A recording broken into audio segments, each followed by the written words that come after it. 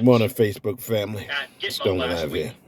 And one of Just them, want the y'all to first one listen to that this David for a talked second. about was Governor Cuomo. Governor And the Cuomo. second one was good old Hunter Biden. And of course, we know Andrew Cuomo. He's most famous in this whole fiasco at this point for his nursing home crimes, basically, and his extortion. And we're going to talk about what went on reportedly at his hearing. Apparently, he was belligerent, and he was so bad. I mean, he wouldn't shut up, telling everyone how this was illegal and they couldn't do this to him, and swearing at everyone to the point where they actually had to order him gagged and chained him to a chair. And there were multiple witnesses who testified against this guy. Just listen, people. But there was a witness who testified that Cuomo ordered them. And this would ensure better financial compensation in relation to this scheme. And that each week, a new batch of patients came in to these nursing homes, and other patients. Now, I just paused that, people, because I just want to state for the record that, none of this has been proven. Like, I don't know if this is just yellow journalism or if this is in fact true. But the same way we accept things so easily and we become receptive to what we perceive to be the truth, you also have to be able to, from an intrinsic common sense perspective, be able to accept those arguments that are contrary, which could be true too. So, in other words, once you hear the full story, the pro and cons, the ands and buts, the its and that's, is how is how we come to a what you call a prudent conclusion based on all of the evidence, not just what this one says, contrary to what that one may say. So let's continue to hear about Governor Cuomo. Were removed. Now, here's where it gets really sick and twisted and just outright criminal and evil.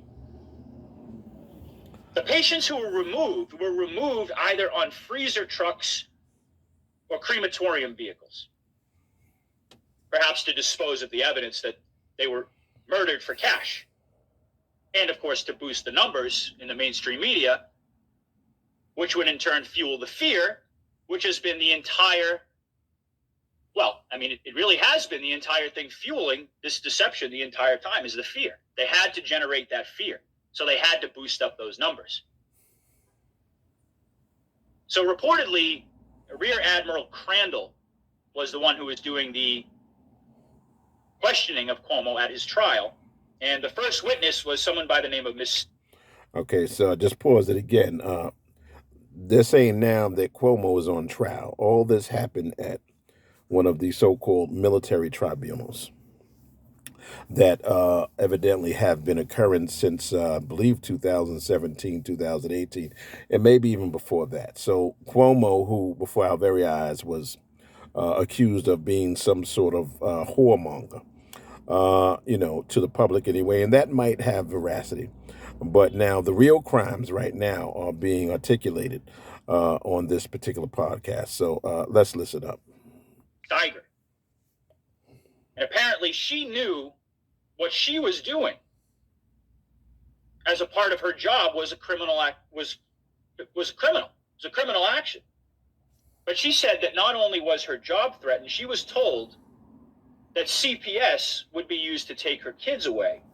Okay, Steiger, I believe, is a close affiliate of Cuomo. I don't know if it was his secretary or what. But as you heard, in light of all these allegations and in light of the truth, which was quite naturally encumbered throughout this process, throughout this whole, fiasco, she was basically told, to keep her mouth shut. And if she didn't, they would come get her kids. Let's listen. If she went to the press or if she tried to blow the whistle. And then there was another witness, this guy named Marco Miranda, who apparently was a freight carrier worker. And he testified that he picked up patients at a place called Cobble Hill Medical Center. And I believe there were other facilities as well. And apparently this guy, Marco Miranda, worked for a company called DZC. Okay, they're talking about Marco Miranda. He's the guy that was responsible, unbeknownst to him, for taking these bodies of these old people, these elderly people, that were in these homes and transporting them to another destination. Now, I myself did the homework on DZC or whatever, the name of the freight company, and it does, in fact, exist, people. So let's listen up. And he drove freezer trucks. And these freezer trucks were loaded with patients for transport. Now, were they alive? Were they dead when they removed them? Well, if you guessed that they were alive, you'd be correct. Okay. He testified that these people were still moving on their stretchers and gurneys when they were loaded onto the truck. Okay, I pause it again, people. You know, we're talking about people's mothers and fathers, grandmothers and grandfathers, you know, aunts and uncles, people of people that love them and truly care for them and wanted the best for them, to express it mildly. Let's check it out. Let's listen up. Were alive. And the back of these trucks were set up like bunk beds. And the patients in these beds were strapped in there. And the drivers were told to lower the thermostat all the way down. And this witness testified that he knew that by doing this, the people would die, but he did what he was told to do.